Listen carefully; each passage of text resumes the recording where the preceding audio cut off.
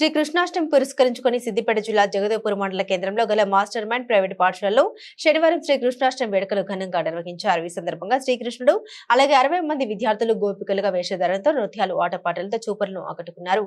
ఉట్టి కొట్టేందుకు విద్యార్థులు పోటీ పడగా వారిపై రంగు నీళ్లు చల్లి అలరించారు. ఈ కార్యక్రమంలో పాఠశాల కరెస్పాండెంట్ కిరణ్ రెడ్డి, ప్రధాన ఉపాధ్యాయులు ప్రవీణ్ కుమార్, ఉపాధ్యాయులు నరసింహులు, విద్యార్థులు తదితరులు పాల్గొన్నారు.